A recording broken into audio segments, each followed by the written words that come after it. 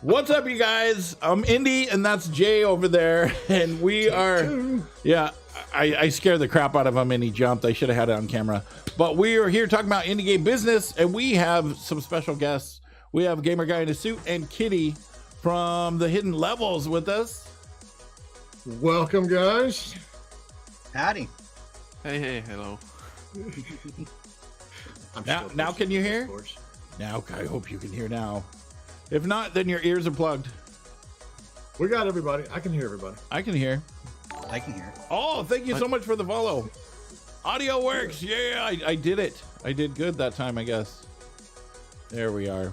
We've got some new alerts that are going to come soon, so that's pretty cool. All right, so we are going to talk. Thank you, guys. Oh, thank you for the host as well. We are going to read a little bit about news, and then it's desync, though, it seems. Weird. That I have no control over. Harry Cabbage. That's the best name. Harry Cabbage. Hey, wait, I need to start I can go ahead and start our first giveaway while we're doing this. Oh, we're doing a giveaway, and our giveaway is for a copy of, what's the name of the game before I screw it up, because it's a really long name. The Void That Reigns Upon the Heart. Yeah, the Void Reigns Upon the Heart. I love it because like a lot of streamers kind of, you know, you see them, they're like, oh, we're playing. Hang on 2 seconds, and TVRURHH. Traverse. All right, so we'll run that for like half the. We've got 2 to give away, so we'll give away one of them halfway through the show, and the other one at the end of the show before we go find some poor sap to raid. Oh, thank you for the follow. Harry Cabbage is following. You know what? It's an honor to be followed by a Harry Cabbage, chasing you around the yard. Absolutely. And if you love indie games, you can sub and get this cool emote that I just posted right there. We have 9 subs. Yeah, thank you to 9 of you. That's amazing. We don't like take that money and spend, and well, Jay could probably buy beer with it, but that's not what happens with that money. So that money just goes. Absolutely not. We're gonna do giveaways and stuff like that. But you know, technically, as I drink craft beer in the stream, that's a stream expense, right? Mm-hmm. Oh, I can say my coffee is, but.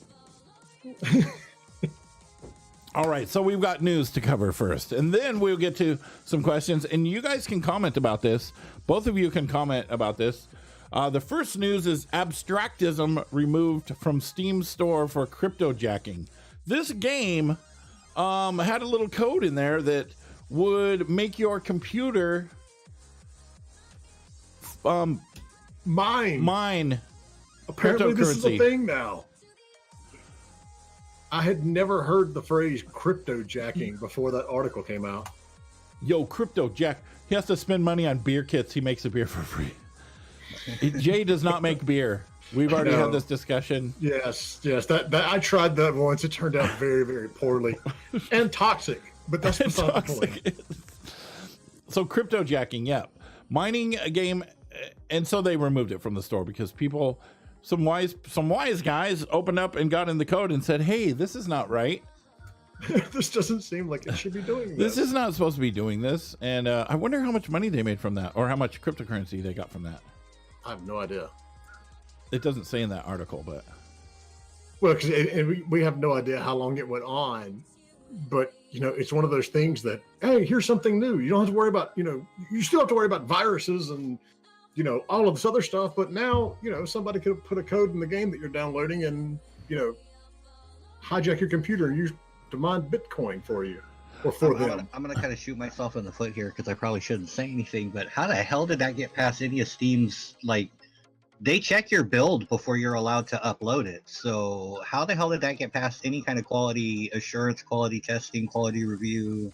My bet is that they have absolutely no check until now. Well, no, they do though. Like you can submit a build and they're like, no, this is not up to par yet. You need to resubmit your build. This is wrong with it, or this is wrong with it. They do some level of checking into the quality and integrity of your code. But you know, it's whether or not they actually have anything to, you know, check for this specific thing. Right. Because my experience with Steam is it's always like, okay, we need to make sure that this thing actually runs. And, it's very basic, high level, testing. It's not like they're going through and doing a lot of, really deep stuff. So I'm guessing that they just have absolutely no check for it. And that's how somebody was able to get it in there. That's all the point I was trying to make, is they have some sort of level of checking on some level. They could probably expand it just a little bit more to make sure that, your computer isn't being used to fucking mine cryptocurrency. Exactly. Gamer says, I have 4,500 games and 2,000 of them have not been quality checked, hence the 39C price tag. Hey, it's your fault for buying games that are 39C, okay? Yes, we've discussed this. Developers shouldn't be, selling their game for less than $10 or $15. I mean, $15. That's another thing we can talk about with Hidden Levels today too. We can get their opinion and feedback on that. I mean, we have ours, and ours is right. That's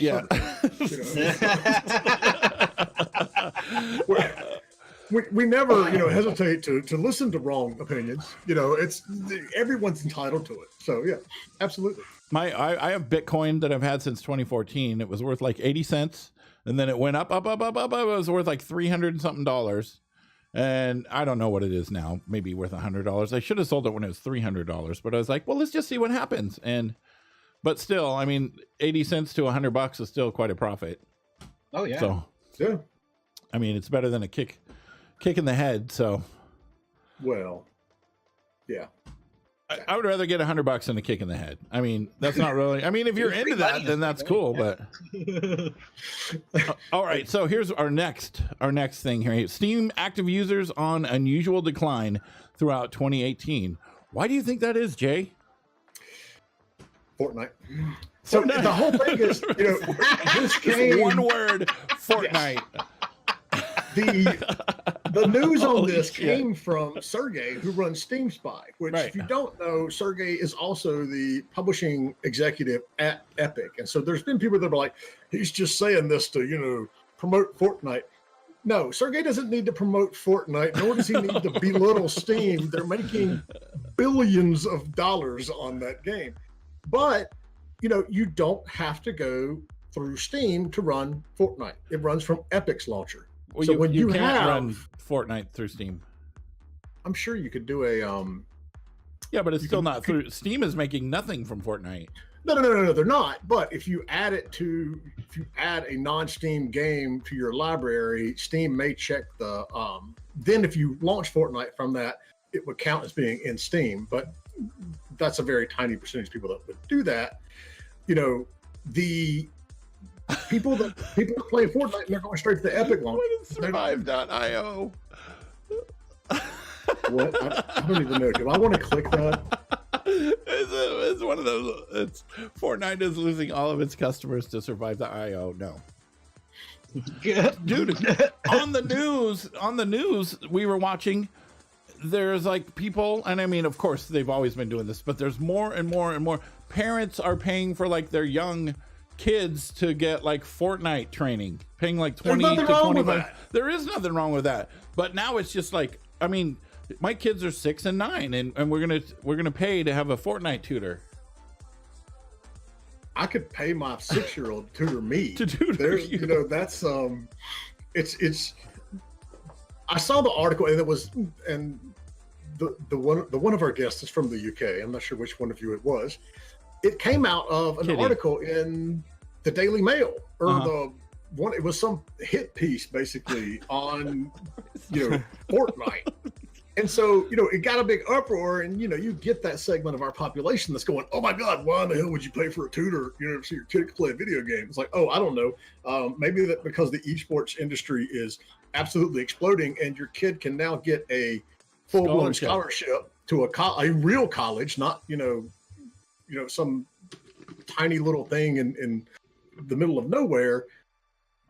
There's no difference between these families that take their kid around and pay for all these specialized basketball, baseball, football camps, soccer camps all the time, and paying for a tutor to get better at Fortnite. I mean, it's 5 years ago, yeah, it's a little bit different, but now it's not. I mean, how much did the Overwatch team, the London Spitfire, they won $1 million last weekend, right? And there's what, 10 of them? then they're going to do $100 million. They're putting $100 million for Fortnite esports.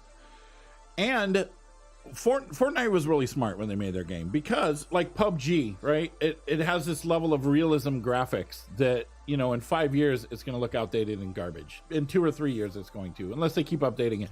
Fortnite can look exactly the same. No, it's not. They can't get it optimized to look right now. Right. That's what I'm saying.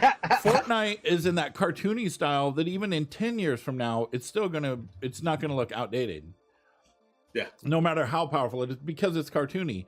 And with the constant amount, how many skins did we count the other day? There was like 100 and something skins. It was a lot.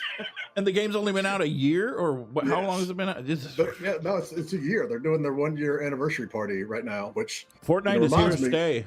Fortnite. When we're done with this stream, I have to go dance in front of 7 more cakes. So I want my skin or my back bling or whatever it is I get for doing that. Oh god! And I haven't played Fortnite this season at all, and I rarely played it last season. I don't even know what's going on in the game anymore. I've been too busy being a cannibal and freaking that other game. Okay, you started. Oh no, we've actually my 6-year-old, you know, it comes in every day. He wants something on the item store, and I'm like, I'm not buying you a $20 skin.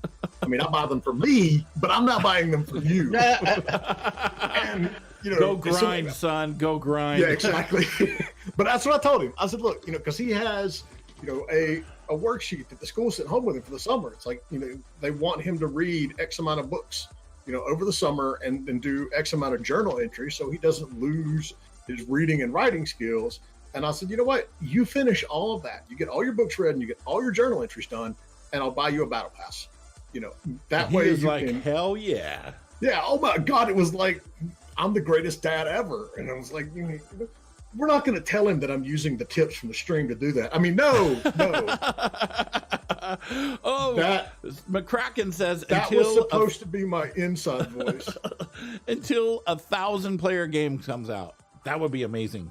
1,000 people playing. Well, they have that. It's called Eve. It's called 1,000-player battle royale. But imagine if the game is crap. I mean, they would have to get people playing right away. You know what I mean? Reading is like writing a what? That doesn't even make sense. Okay. So that's our news. Steam active users decline. We're not going to cover so much. I was just looking at some stats, and yeah, the Steam users declining actually correlates to when we first joined Steam as publishing games. So it makes sense. There you go. That's it. That's actually probably it right there. What is this? The hell with it. I'm out. I'll go somewhere. Yep. Sounds all right.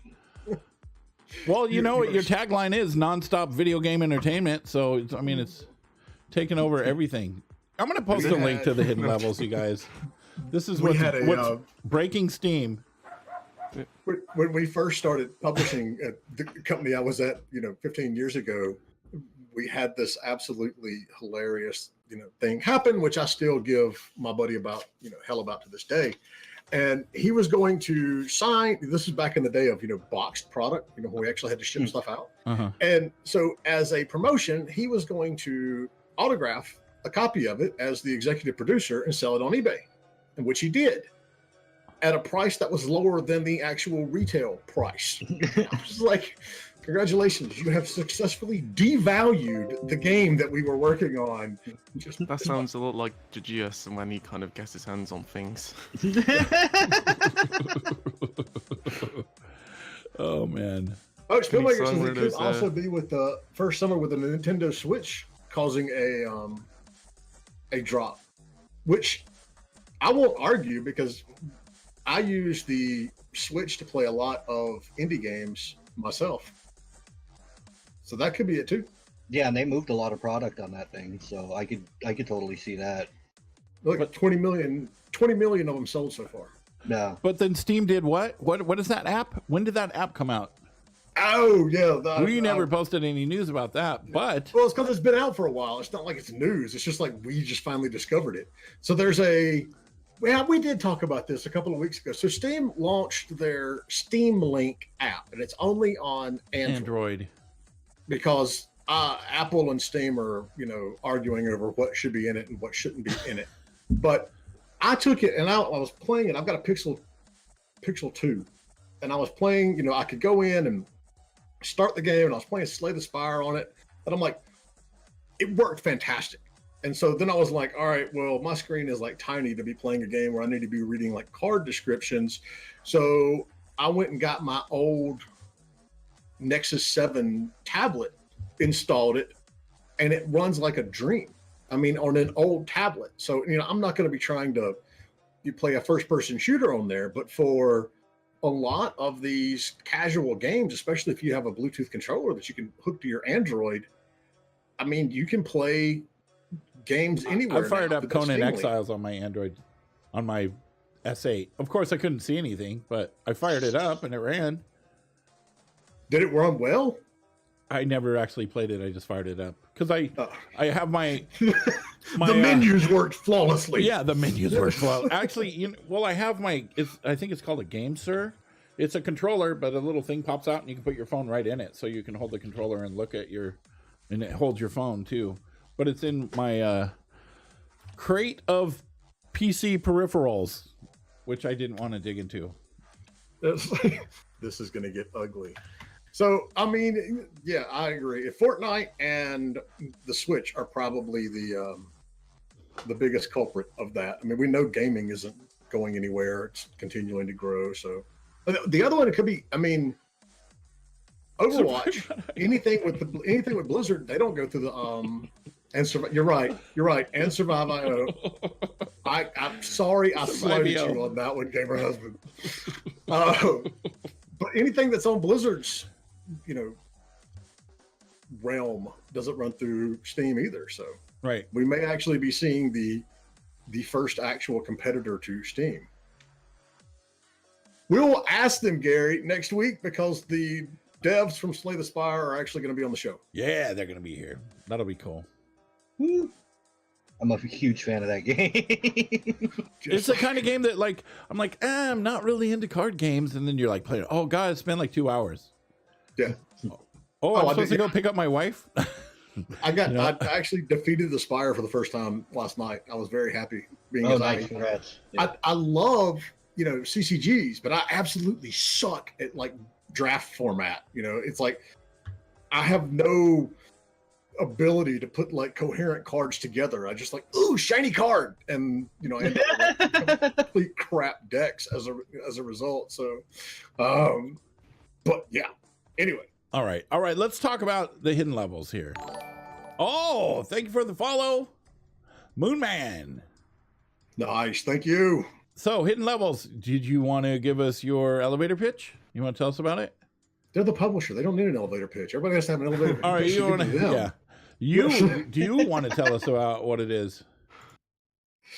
So yeah, start from the beginning. I tried out Congregate's cartridge, and I was like, big deal. It didn't offer me anything that I already didn't have. But okay. See how our tangents go? All right, so backstory on the company.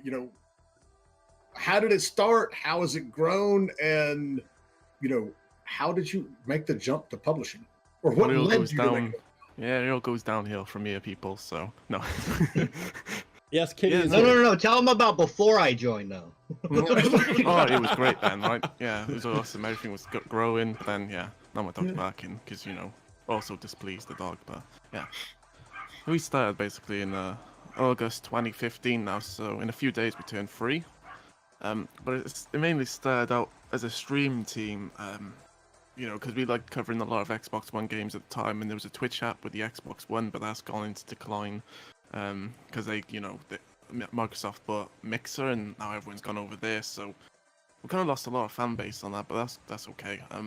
Because we have YouTube and all that other stuff, which is also going in decline. We've got Steam, that's going in decline. Everything's great. Thanks, GGS. But yeah, since then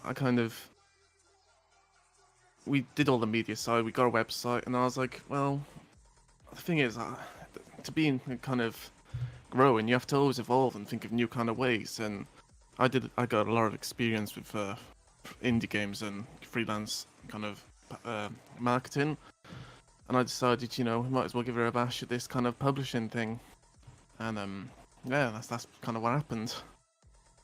So it's very much the same, way that I've had company. And we were talking about this right before the show, where we go through the industry, and I mean, you're right. You can't just sit and do the same thing forever because the industry will evolve around you. Yeah.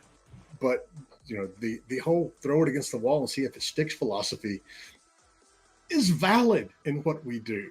So I can understand exactly where you're coming from on that one.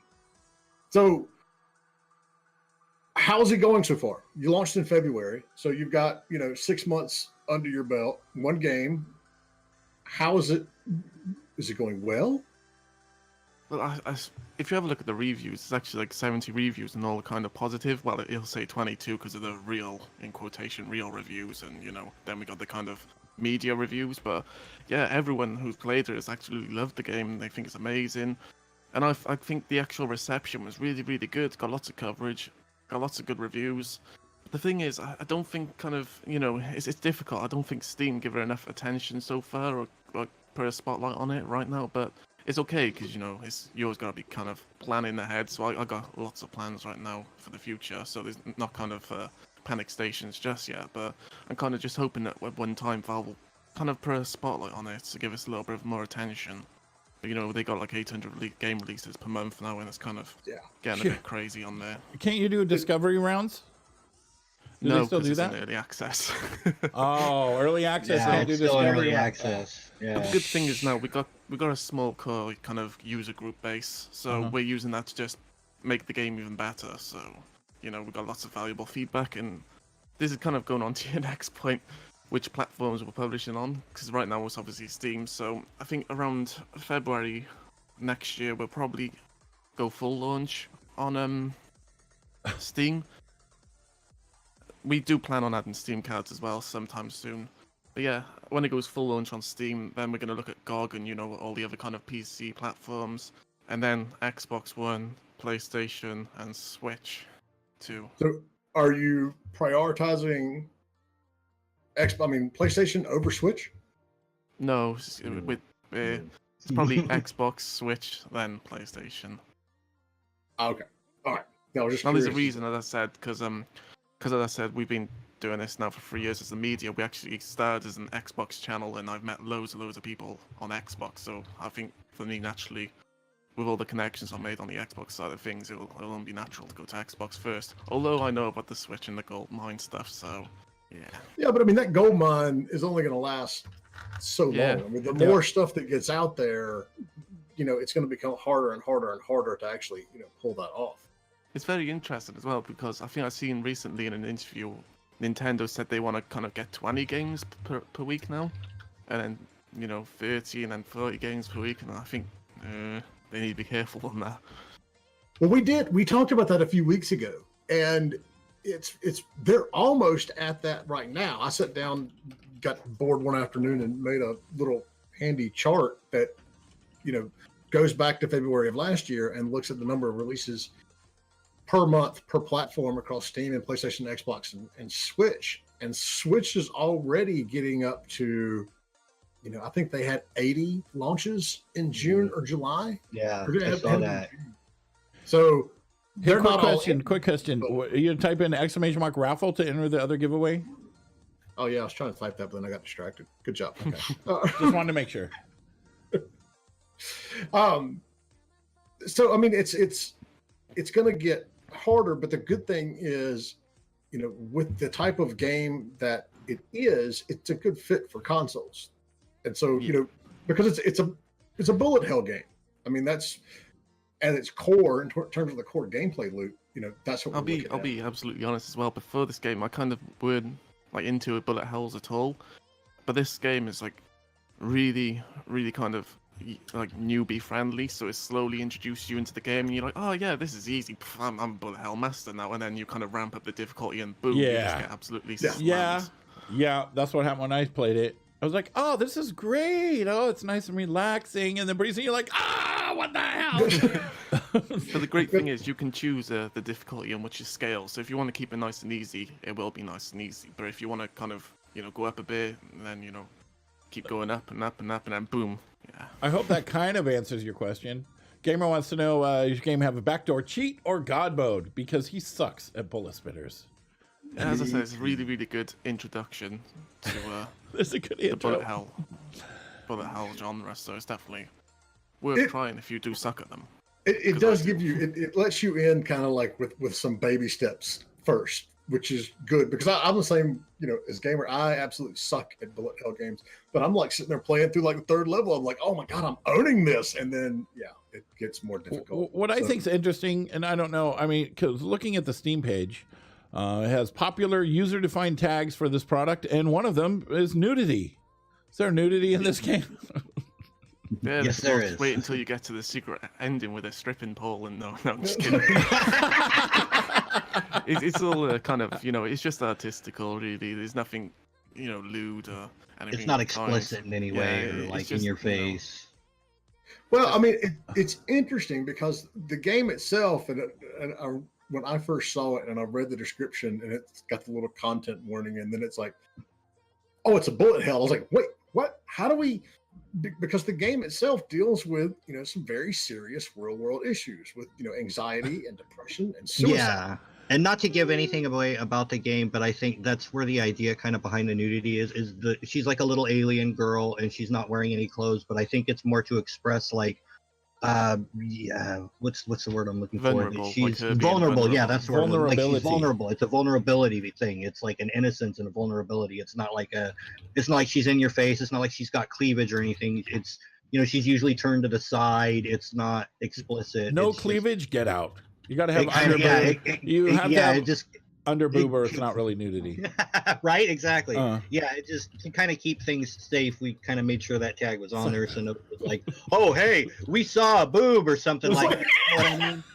And there's a lot of that, and we didn't want to make sure we were not a part of that. And if you're a streamer, there is an option in the game to turn that off to where it's kind of like blurred out, so you can still stream the game and not worry about somebody in your stream saying, "Oh, look, there's a boob" and anything like that. So. I stream Conan and there is full frontal nudity in that thing. There's actually potions to make different parts of you grow. Okay, so we've got some questions in the chat here. Harry Cabbage is asking, so assuming, yes, they do take a cut of profits when a developer chooses to use THL as a publisher. What does the developer get for their money? And the reason he's asking is because he actually has a game he's looking to release on Steam very soon. Well, I can't mention exact numbers, but the kind of cut will be really fair, basically. So they get 85% and you get the rest. Yeah. Sure. We get whatever Steam doesn't get, and then every once in a while we'll send you a check for like $10 or so.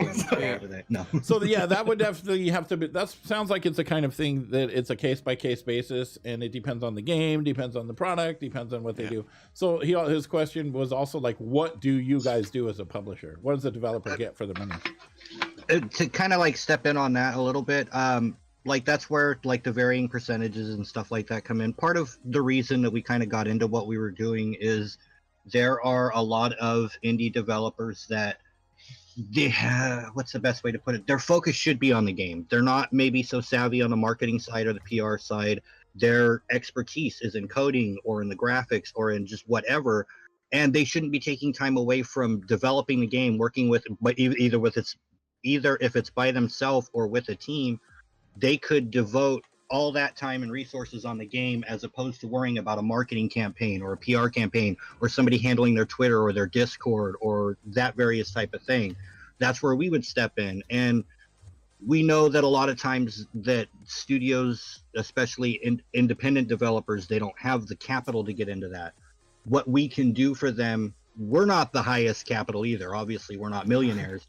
But what we have between the, Kitty and myself and a couple of other people, we've established a network of unbelievable connections of people that are willing to work with us, that are top-notch people that have done high-quality AAA type stuff, that will work with us on friend prices and do things with us as friends. And, oh, yeah, we like and believe that you believe in this project, so we'll lend you a hand and we'll do this for you and we'll help you out with that. And I've got like friends over here, like on physical side, that have businesses that can help me do printing for t-shirts, hats, that kind of thing. If you wanted to do a physical marketing campaign, as opposed to paying like a full contract with a commercial company online or something, we can actually work to where our overhead on that is literally nothing, where all you're making is your profit off of that and that kind of thing. And it's an effort to get some of these games, because we noticed there's, like you said, like what, 800 games that released on Steam last month. And Yeah. you know for a fact, we all know there was at least 20 or 30 games in there that really deserve the attention that are just never going to get it because they're lost in that oversaturation. And they really do. They're really solid, awesome games, but they're hardly ever going to see the light of day because they don't get that kind of marketing and PR.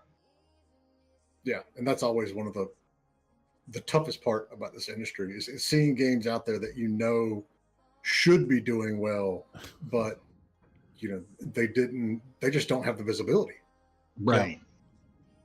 Did- And Saw another somebody thing that we right. like to make sure that people, like the developers, when they work with us, we're not looking to obtain any sort of, not even a percentage of the rights to your IP. What you've made is yours. That's not, we're not trying to tell you, we've never stepped into a game development process and said, you know, this looks cool, but what you really should be doing so we could market this game better is that. Never once has that thought even crossed our mind. We don't want a developer to ever feel like that's an issue. This is their baby, not ours. All we'd like to do is like help deliver the baby. We're like the OBGYN, I guess. We just want to deliver the baby and help bring it home. There's a visual that I'm Right? but you know, Does But- OBGYN deliver the baby? to some, yeah, I think, I think Yeah, OB most of them are. Yeah. yeah. I have several children. we are the OBGYN of game publishing, We, game we development. had an emergency C-section, so I don't really remember a whole lot of who was actually in charge at that point. So Well, in North Um, Carolina, you know, you just open up your pocket knife and there you go, right? We're out in the woods. my wife is not watching this, right? You know, along the same lines though, you know, but you aren't at the stage as a publisher yet to be going and throwing a bunch of funding money at games either. I mean, am I Exactly. correct? Yeah. Right. That's why we work with what we have instead. Like, we can't just step in and be like, hey, here's $100,000. Go get it done. Have fun. But we can step in and say, hey, those things that you need to spend $100,000 on, we can get them taken care of without, most of the time, without money coming out of your pocket, where we're just getting it taken care of for you as our end of the deal. Because of connections, you know, connections are really important. A lot of the time it's about who you know. See? Yeah. So how many more games are you looking to do this year? Do you have a plan? And trust me, it's okay if you don't, because very few in the industry do. How many more are you looking to do, you know, this year? At Steam's current rate, we probably want to release 900 a month, you know, to help out on top of that 800 a month. So yeah, no. We don't want to invest in too much, obviously, so we want a good kind of solid rate of probably about 2 to 3 a year. I think that's pretty fair. That gives us enough time to kind of really help the developers and do all we can to help them. There's a Which is- question in chat, sorry, I just want to answer. Oh. Why is your game still in EA? It seems finished. Like, it's actually the thing, the game has a lot of content right now, and it can easily be shelved as a complete product, but the developer still got a lot of months of plans still left on the game, so he kind of wants to add more bosses, continue getting user feedback as the balancing and all that stuff. So yeah, it's Second Lots in-game of the game. boss. So there's one in-game boss. There's going to be multiple in-game bosses, like multiple endings, or is it just? there's 4 stories. There's about there'll be 4 characters to play through Ooh. with multiple endings. Right now there's only 1 or 2. Sorry, you got the kind of the first one, which is your starter character, and then the second one is like corruption level. Spoilers. Defective. Yeah, defect.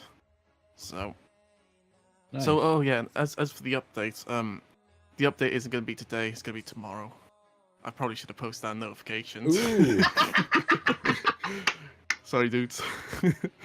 great. There goes our See, audience. communication is Thanks key. for that. You know, that's the only reason anyone So yeah, was the update here. is delayed 24 hours. It'll be ready soon. All right, so let's do real quick. Oh, you want to do the drawing? Do a drawing real quick, and then we'll get right back to this. You got it figured out. Pick winner. Harry Cabbage. Carrot Cabbage. Oh no, I don't want him to win. He's a Yay! friend There of you mine. go. Can we just revoke that key? No. All right, so I am going to reset it, and What you should do is whisper him the key. You know how to whisper? I am. I'll work on that. Give me a second. Do you know how to whisper? Yes. You can in that chat thing. You can just click his name, and then a little box will pop up, and then you can click the little whisper button. Oh, I did Can you not do know a that. notification for Void as well? Tell the people there's been delayed. Is that possible? Do Thank what? you. No. Make a notification on our store page saying the Void has been the update for Void's been delayed for 24 hours. When is that going to be That'd released? I mean, is there like some kind of final great. date? We're probably February the 13th, 2019. That's when it's going to exit. Ah, that's actually my It's a certain day happens then. Yeah. it's my wedding anniversary. Damn. That's exactly why we're doing it. How'd you know? It was supposed to be a surprise. Why'd you blow the surprise, dude? Didn't you die of ligma? Let's see, what is ligma? I'm gonna actually Google Oh God. ligma. All right, so I just reopened it, so we'll do another round of this. So do raffle, get in there, and we've got one more to give away at the end of the show. I don't even know what that is. Is it one of those things that we not want to know what it is? Oh, No, it's you a. won't. All right, Yes, so there you go. at what stage should teams come to you and show you the game, and is there a formal submission process? Is there how do they go about getting in touch with you? If they want to, pitch their game to you. There's a very specific alleyway that you have to meet me on the 3rd of the month at about 8:43 p.m. I'm only there for about 5 minutes once a month. And if you don't come with like a full blown, I got to have a flash drive that's got everything on it. I can plug it right into my laptop right there. It's by a Starbucks, so I get Wi-Fi. It's cool. And it's still easier to get to than Greenlight was. So,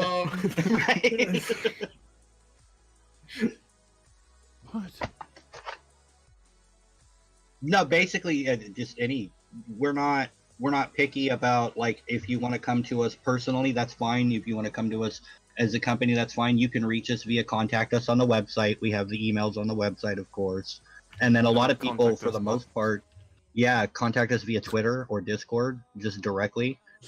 Mostly Kitty or myself, or just the Hidden Levels channel itself. We're fairly open people. We try to keep all of our doors open for communication. Open DMs, baby. all right, have y'all got I'm going to put the link to the website in the chat. Have you got a link to the Discord? Or did I, think ahead and actually put that in our notes? Let's see if I did. No, You could send one to me, Harry Cabbage. I will certainly like to check it out. I'm Yes. always up for Ooh, checking yeah, out. we'd love to take a look at that.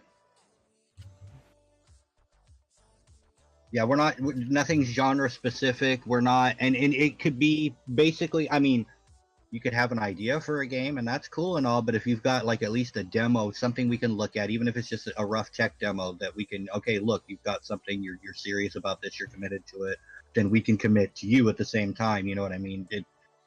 Preferably you have something to show to say, hey, like we've got progress and commitment, to our project as well. But anything after that, really, I mean, there's been times where people have come to us with games that are pretty much complete. There have been times that people have come to us with a game and they're like, hey, we'd like to do early access for a while. How do you feel about that? And we actually have no problem with early access. I think early access is a good thing. It gets a lot of bad reputation. I could debate for hours with people on that, so I won't. But there are some good things that can come from that, especially if you're an active developer. That's key. That's the key part, is being active. That's Communication. That's a good point, because we see a lot of publishers who absolutely will not look at anything that's already in early access.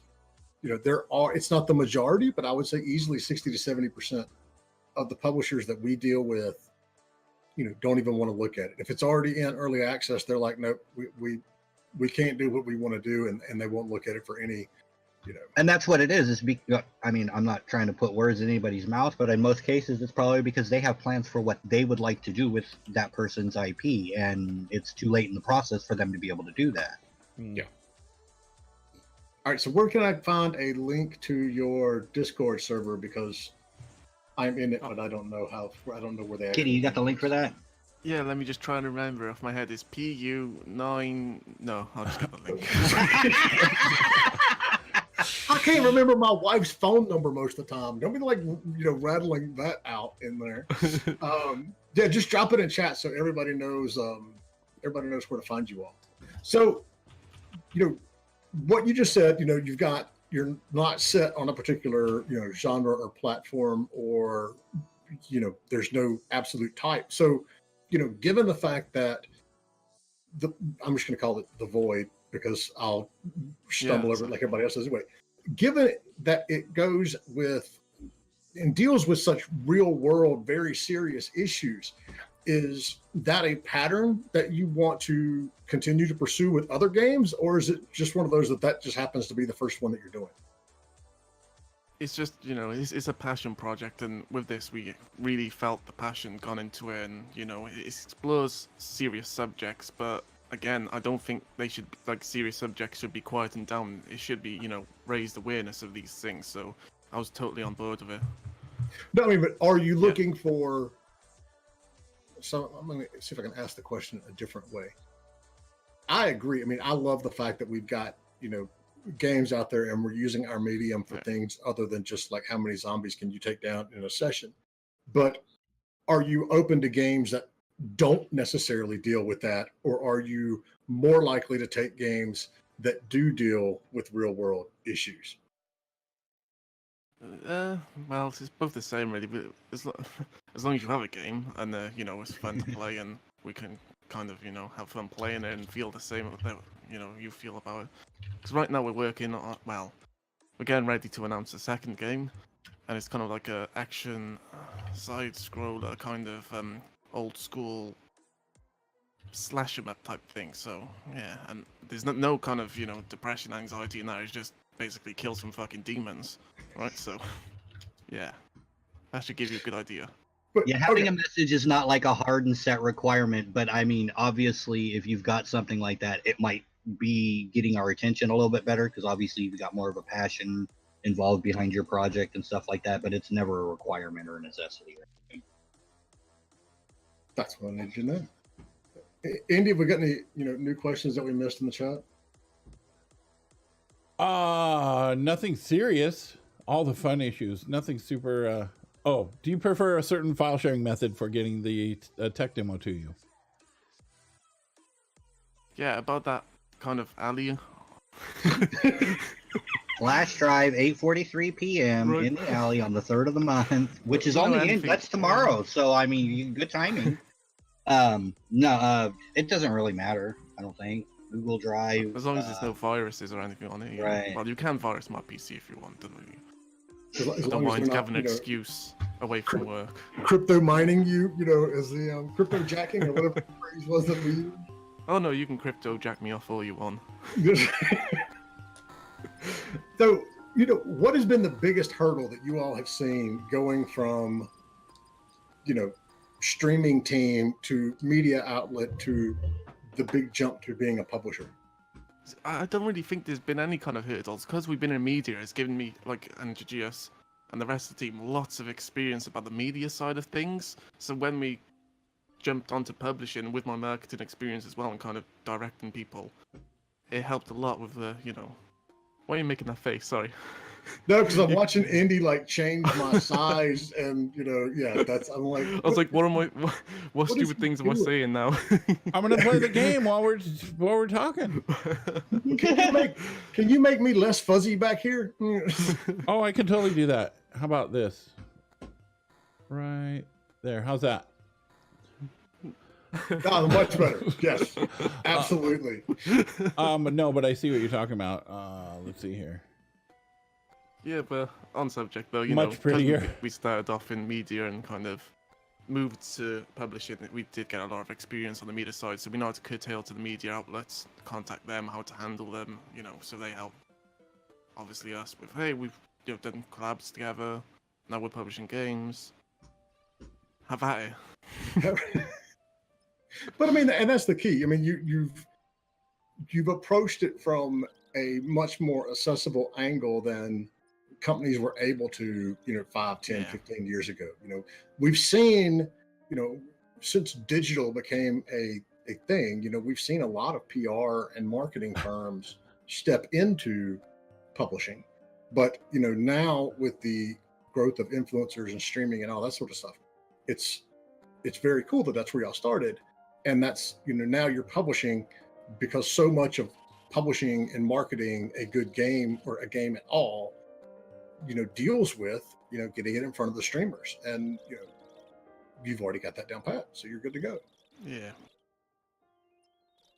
And like, it can be really hard for kind of indie developers on their own when they're trying to, they're like, oh no, we got to market. Right, that's okay. I read somewhere online that you can just email them. I was like, okay, let's email them, yes. So then they email them, and then these people get like, 80 games a day or whatever. It's and when they're scanning through the emails, they see 80 odd games. They're like, who the hell is that? No, we'll just delete that. Oh, look, the hidden levels. Everyone knows those. Let's cover that game. Said no one ever. No, not just. Hey, said like 3 people ever, okay? You have a very hopping Discord server. You have like exponentially more people than we have on ours. So you're good to go. Which I feel bad about because I'm never in it. Well, yesterday I managed to announce the stream in every single Discord server except our own. So, let's get going. don't feel too bad. But all right, Andy. So, how are you? I'm good. What do you mean? How am I? No, I was just checking on your progress through the game. I had it on another screen, so I had to flip back over and look. Oh well, for a while I had a naked girl right next to your head, and I just laughed about that for about a couple minutes, and then our very mature group over here. No, I haven't got to the gameplay yet, but I will. Yeah, I forgot about the panic attack. While I was going through there, there is a lot of story. Focus. Never. I've played over like 50, 60 hours of this game, and I've never used the focus. What's focus?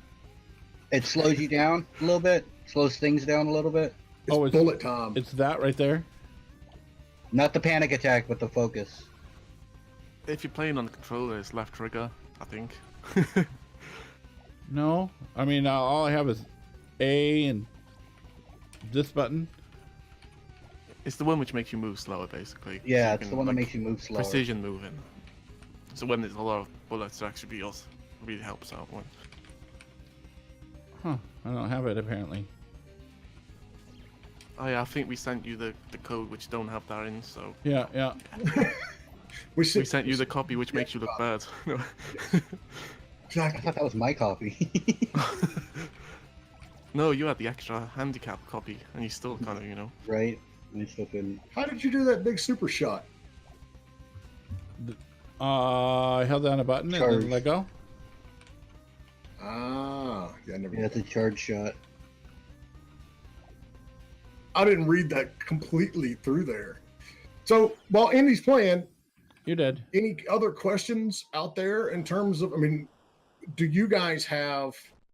You guys being the hidden level guys, suggestions for developers as they're pitching projects to you or to other publishers in general? I mean, are there certain things that you like to see other than a functioning, vertical slice of the game, because we know that's important, but are there other aspects of it that, you feel they should focus on or make sure they're putting up front when they're, pitching to you guys or someone else? When you're pitching, just make sure you kind of short, concise, get to the point, make sure, there's no fluff on it. A good tip I learned from Tiny Build was doing an elevator pitch. So basically, what you got to do is imagine you're in an elevator. You've got 30 seconds till you go to the publisher, and then just think of a quick way to describe the game. In like kind of under 30 seconds. So I'll put you on the spot. What would be your elevator pitch for this game? Buy it now, get it today, 10% off. No. Oh wait, hit it so to GS. Hit it to GS. I bet you GS got a good elevator pitch. That is it's Fortnite with hearts. Right? Fortnite with hearts. That's a good. All right, so price point. So what are you selling it for right now?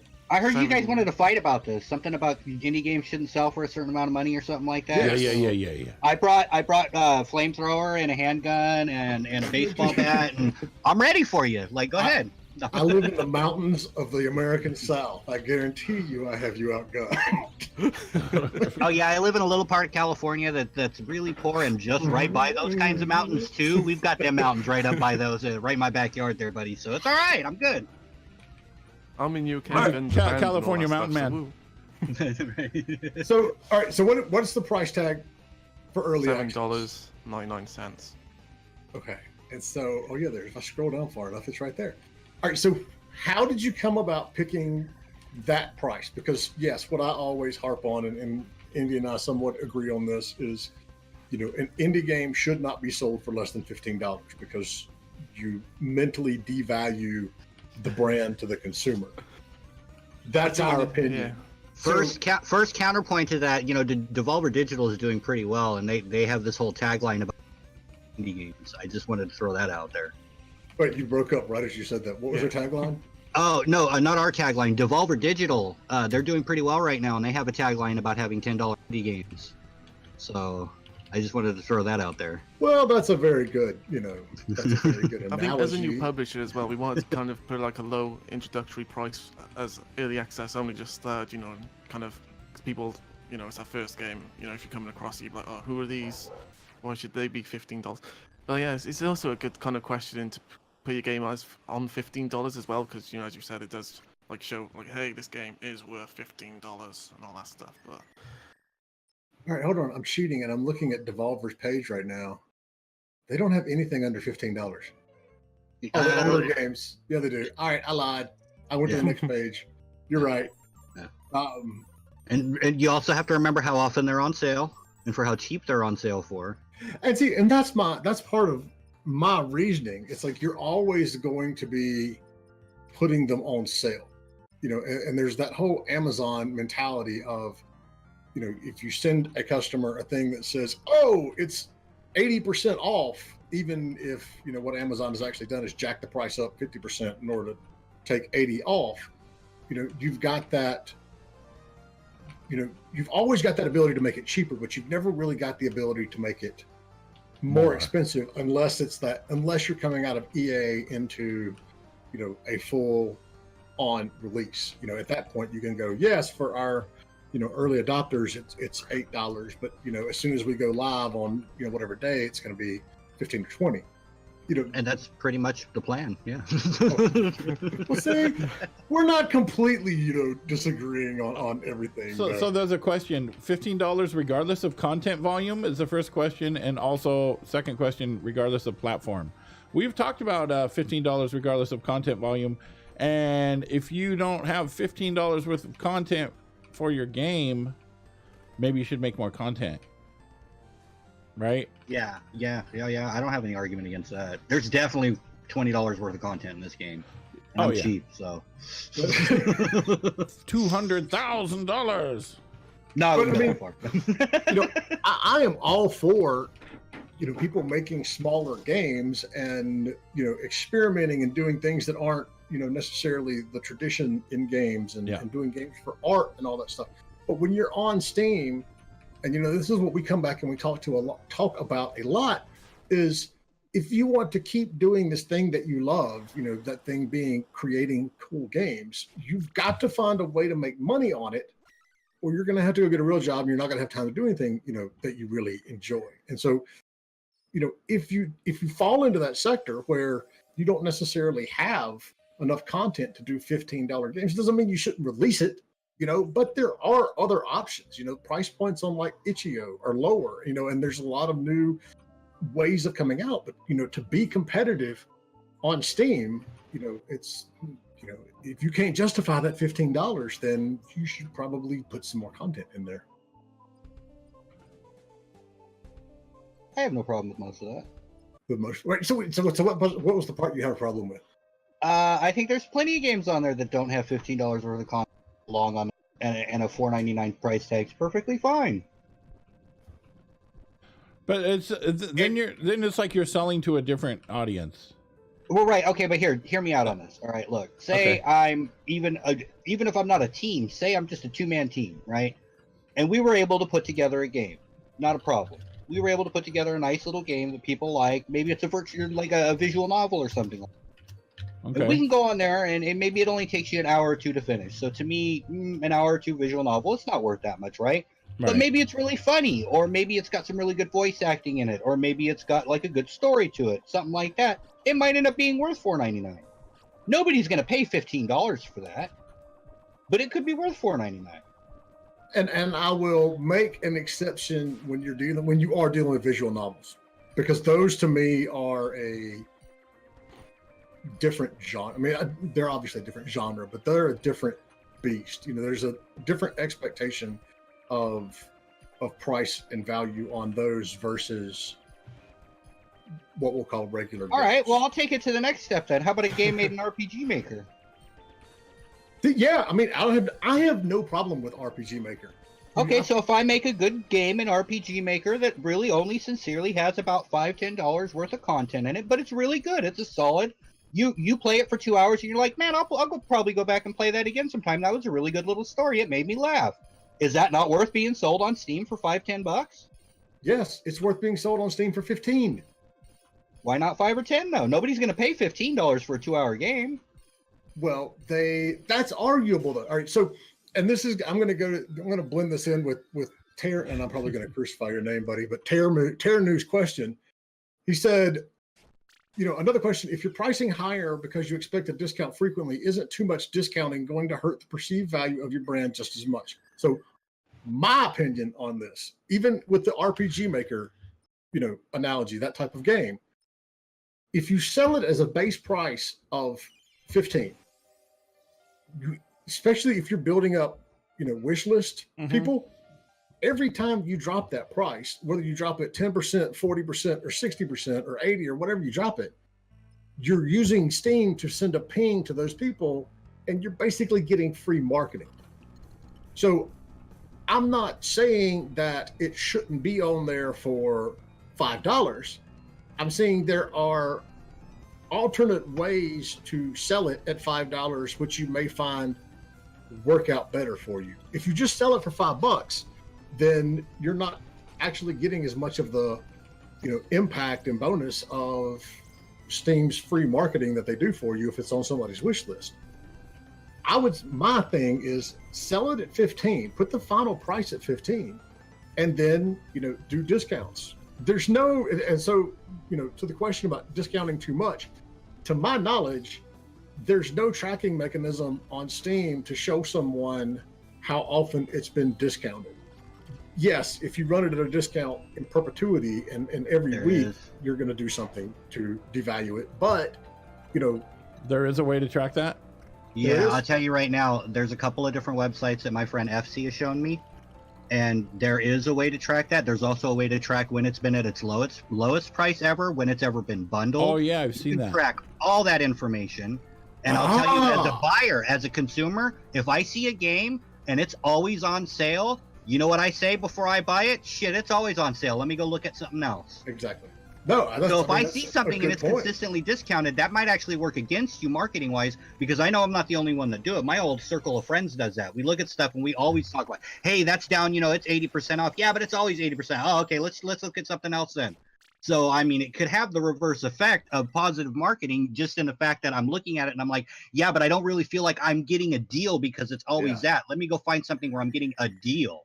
That's another that's a kind good of point. thing as well is you'll be waiting for the next time for it to go on sale most. You're like, oh, it's gone on 70%, next time 75. Oh, let's just wait for it to go to 80, and it goes 80. Oh, let's wait for it to go 85, and then it goes 85. You know, something like that. Obviously not to the extreme of that percentages, though.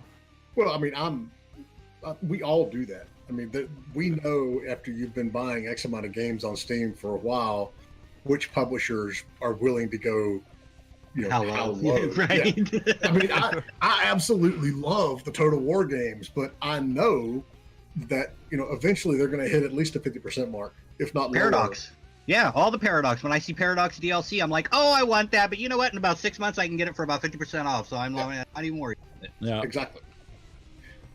So, all right, I mean, I'm still standing on my guns that you shouldn't sell it for more than $15. But I totally understand the point, and I didn't know that there were sites that could track that stuff. So now I'm going to have to find that. Yeah, and you'll find all of them, I'm sure, and compare them all in detail. All right, I'm going to scroll back through here to see if we've missed anything. For me personally, though, when I'm buying a game, I'm never going to buy a game that is like, unless it's something that I really want, regardless of the price.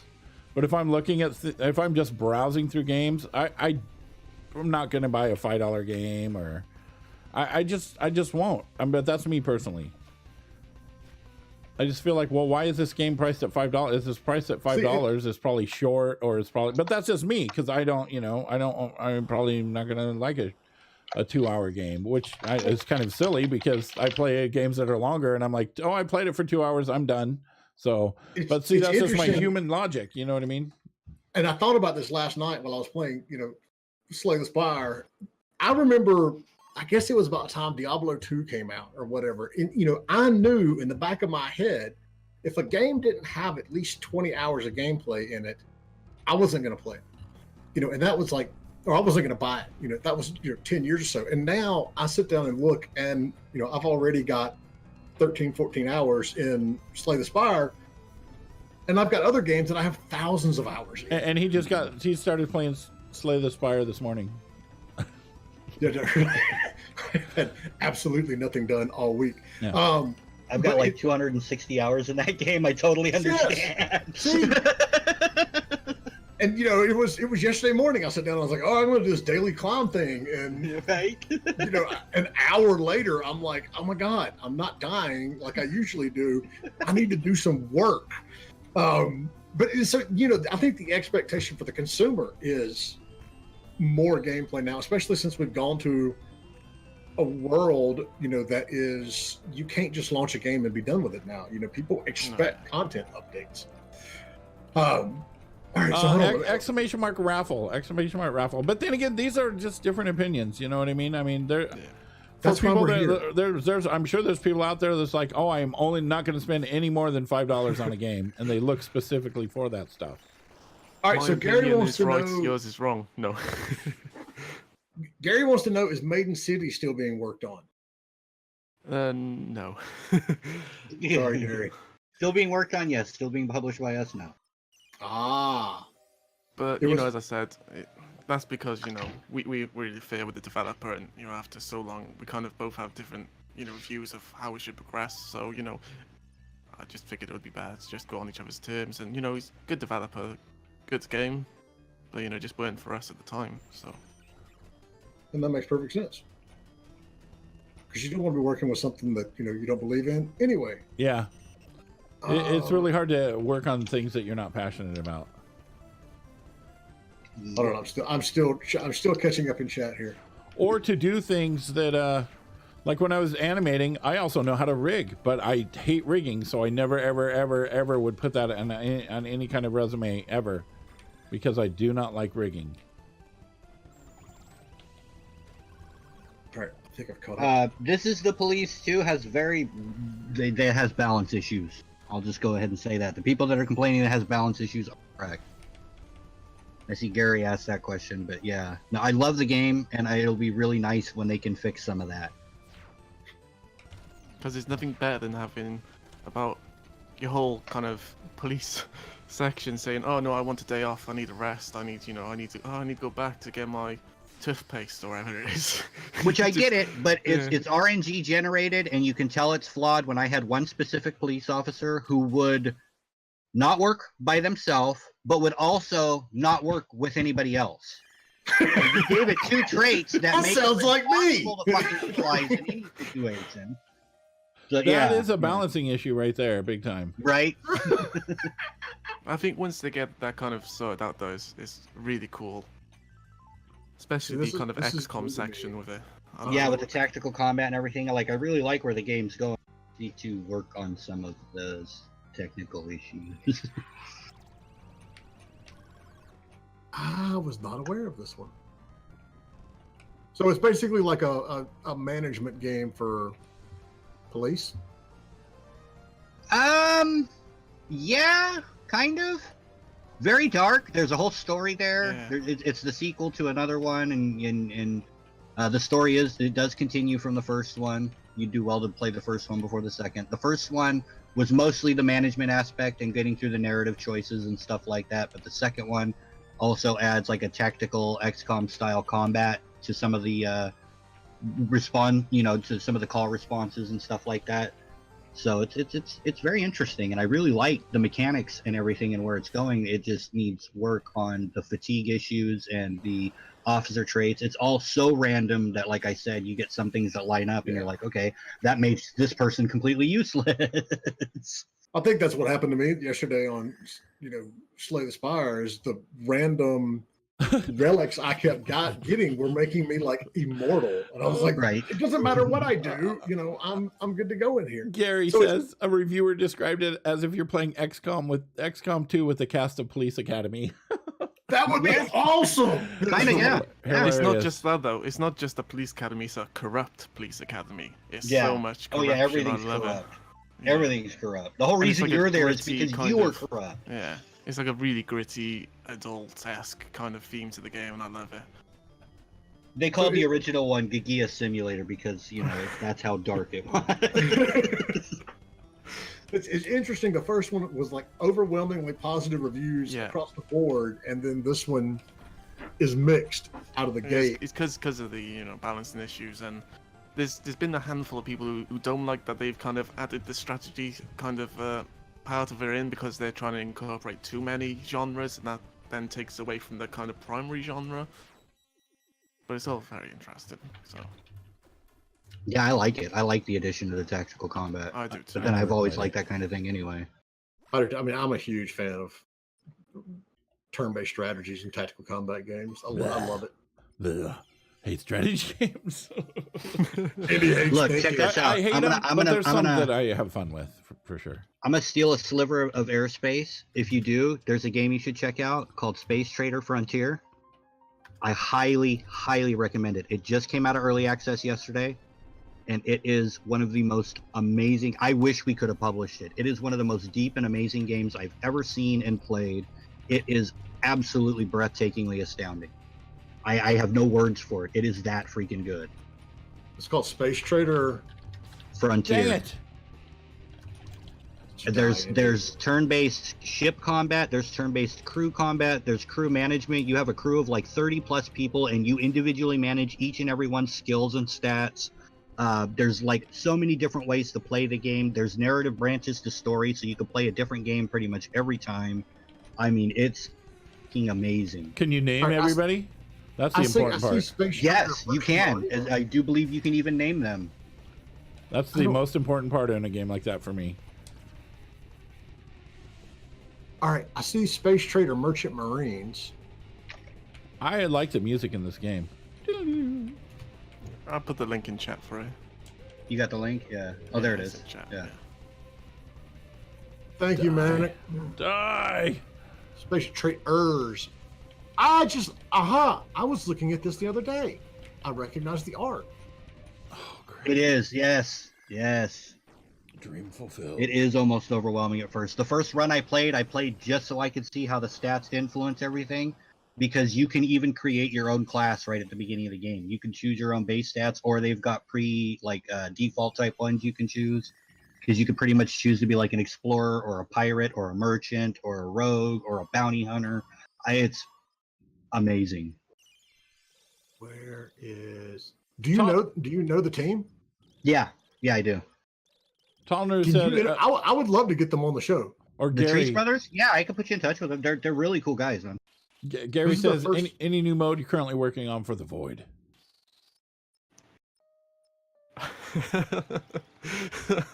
Damn it, I forgot. Here's our PR and marketing experts, folks. Yes. It's like- Yes. I There forgot. are going to be new modes. I don't think they've been finalized, but they definitely are. For now, though, we're just kind of adding the bosses and new kind of the cards which go along with them, the gifts which give you bonus moves and stuff like that. But I do think he's going to add another mode. Nice. Dream fulfilled. The drizzle fades. Did you beat it? Yeah, I mean, I beat it on easy. No, yeah, he just kind of beat like the first 10% or so. Yeah. Well, that's what. So Tomorrow. there's going to be 4 stories that go along, just like her story, then, right? Well, no, even that main story, he's it keeps going. Oh, It's extremely roguelike. 13%. Playing over and over. oh wow! Another yeah. thing, tomorrow, our delayed update, we're going to be adding the hardest difficulty, which it hasn't had yet. So people kind of had good fun with the challenge and kind of only just overcome it. But this third difficulty is, oof, I wish you good luck with it. I wish you could just totally skip all of the talking. I mean, You do after the first time you go through it.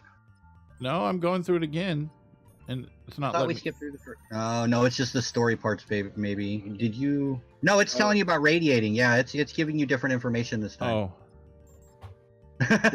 which you would know if you Each read time it gives you Andy. original information, it makes you go through it. But after that, as far as I remember, it does not bring it back up again, okay. unless you start a new save file. So But it's telling you about the tetrads and what you're supposed to be doing with them. Those little gems that you're collecting and how you can use them over there on the right-hand side. No, if you go back from the main menu, yeah, the monsters and the gifts, you can unlock things. And that's what That's like what the really got little robot was walking you through right now. And that's what we get the most questions about the game, because nobody reads through that. They think it's the same part all over again. So people are always asking us, what do you do with these tetrads? And we're like, no, it explains it to you.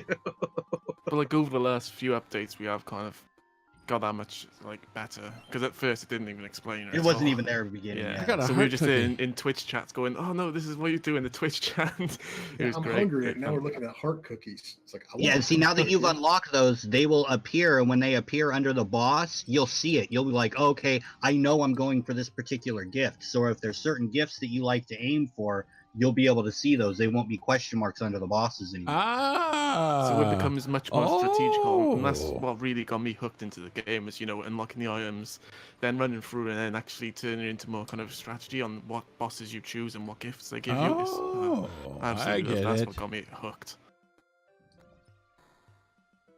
Heavy rain, torrent rain. That's probably the hardest. Yeah. We're gonna try heavy That's it. rain. Torrents rain isn't added just yet. It'll be added tomorrow though. Torrents. Burning veil. I love it. Right when you start the level, it's all you can press B and just give up right away. I'm out of here. Done. We're out.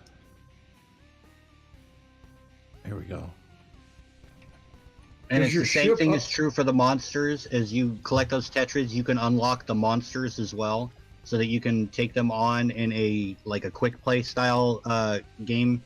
Oh, neat. Like you can pick them and play them one at a time, and you'll also be able to see them when you're playing story mode instead of a question mark. I like the fact that it's not insta kill like most of these games are. Do you have health? Oh, I just. Yeah. So does your heart change at all? Do you upgrade your heart, or is it always a heart? It goes by the character you select, basically. So Ah, the first one is pretty kind of standard, but then the second heart Damn you it. unlock, you have different attack patterns with it, and kind of it has different affinities. So it has void damage instead of just normal damage. And then with the other two characters added, they're gonna have kind of different attack patterns, different kind of strengths and weaknesses, stuff like that. So one thing that I was expecting when I first started playing it that didn't happen, or if it did, I didn't notice it, was when they explained that her heart has a heart, I was expecting my heart shape to actually get smaller the more damage I took, to show that it was getting close to the. Maybe that could be in one Oh, of the other neat. characters. I think it'd be It sounds cool. kind of cool, yeah. Because we are open to suggestions still, being in early access. In the Hey, Steam forums, we are taking lots and lots of feedback. All I ask is 20% of net receipts in return for that.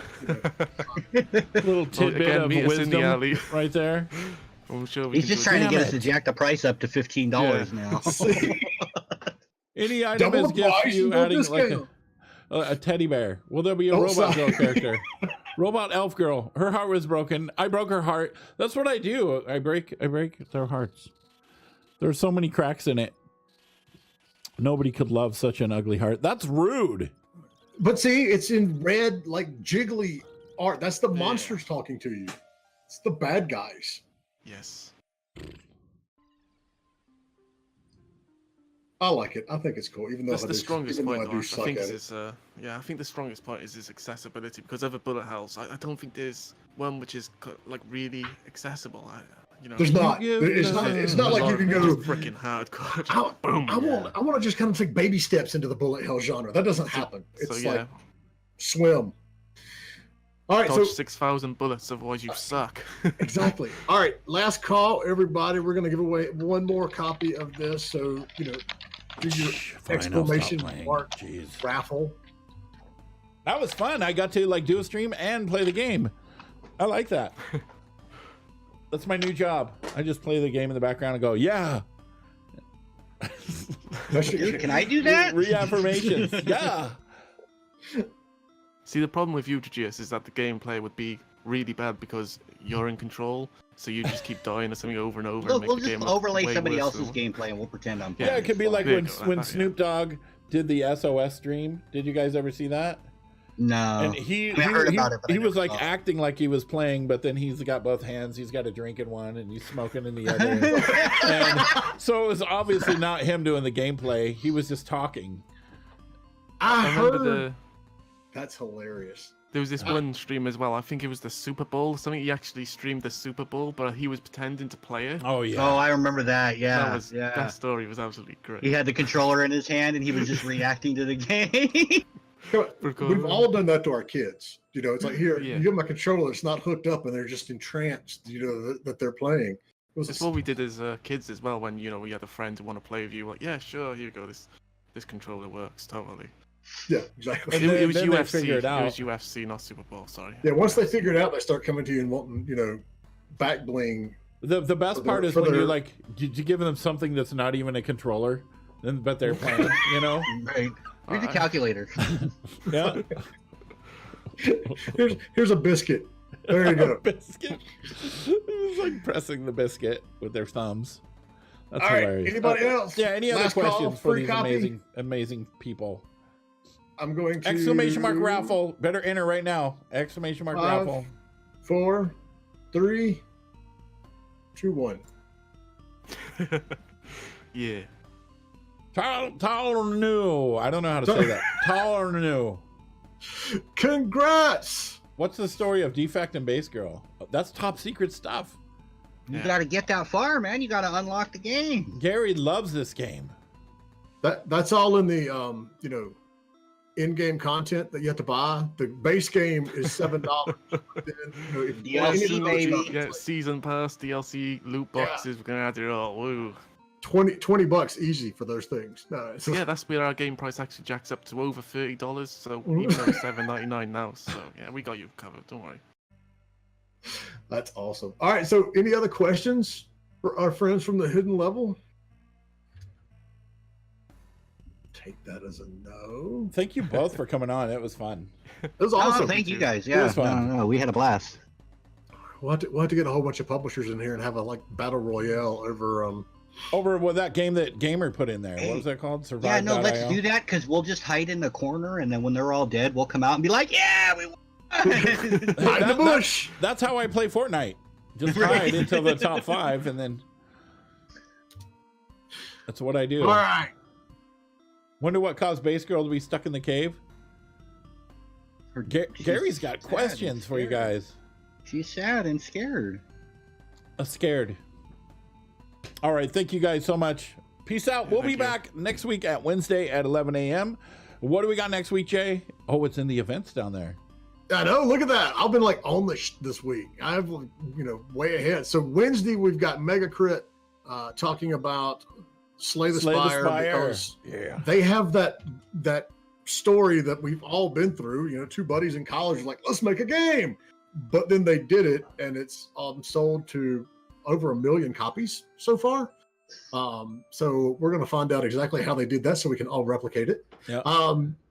And then Thursday we'll have our base show, unless somebody's got a suggestion or we come across someone to have on there. And Which means on Steam. they pay Interview. $30. Yeah, so, are we gonna raid somebody? sure.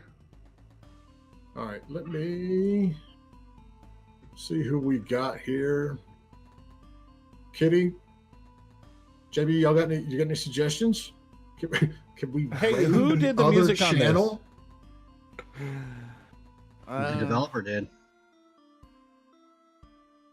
Yeah, it's like the developer did the audio, the coding, artwork. Is this a solo developer? So. That's the music impressive to me. reminds me of another developer, Barcalar. Barcalar Games. That's what the music reminds me of. All right, so we've got live coding with Aaron. We've got Ace Gikmo, who we rated yesterday. Okay. Natural Power Games has no viewers right now, and they're developing a game a month. I'm trying to see if any of my developer friends are on to suggest to you guys, but I don't think any of them are online. That's the problem with doing these nice informative shows in the middle of the workday when no one can really watch them. Well, you want to do live coding with I- Aaron? We didn't do the Stitch Media. I Yes. do have a developer team who's streaming right now. Oh, who? Twitch.tv/snapfingerclick. They did Awkward and kind of the other game, It's Quiz Time and stuff. And Yeah. Yeah. I'll put it into the chat if you want. Let's raid them, Indy. They're playing a game. Yeah. Are they playing their game? Yeah, their game they made. Okay. You know how to do it, Jay? No, of course not. You threw this tool on me with all these buttons, and I have no idea how to do this. There it is. All right. Thank you guys. It's doing the countdown. What we do is we do this right here. We just say IGB raid and then post some of these right here. If you guys are not subs, you don't get the awesome I love indie games thing, but we'll see you next time. Thanks, everybody. Thank you guys. Hey, Thanks. pleasure.